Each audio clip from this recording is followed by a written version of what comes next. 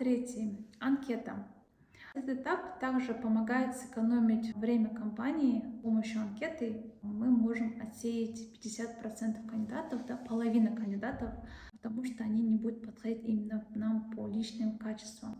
С помощью анкеты, то есть, да, мы можем выявить профессиональные, личные качества кандидата. В анкете должно быть указана цель трудоустройства, образование какое, да, владение иностранными языками, есть ли судимость или нету, а также предпочтение, что он любит делать, хобби какое у него. Да. Таким образом мы узнаем человека, то есть, да, уже как бы из 100% мы можем уже с помощью анкеты знать человека на процентов 50, могу сказать так. Но бывают такие моменты, когда вот кандидаты, они, конечно, там преувеличивают, да, и некоторые, можно даже в анкете даже написать, расскажите, вот, допустим, свои 3 минусы, 3 плюса в характере, да.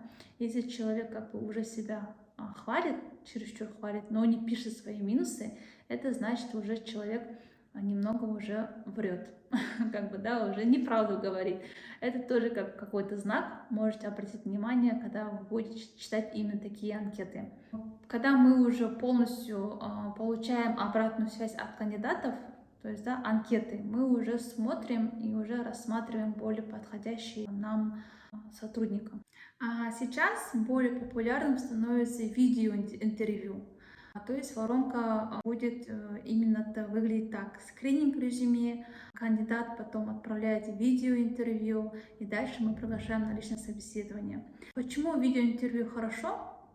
Популярен, потому что когда кандидат снимает себя на видео, уже можно понять человека, да, то есть, да, уже видишь человека, слышишь его голос, уверен ли он говорит о своей, допустим, прошлой работе, да, что он делал, почему он уволился с работы, мимики, жесты, все это можно увидеть уже на видео, и это будет более качественно.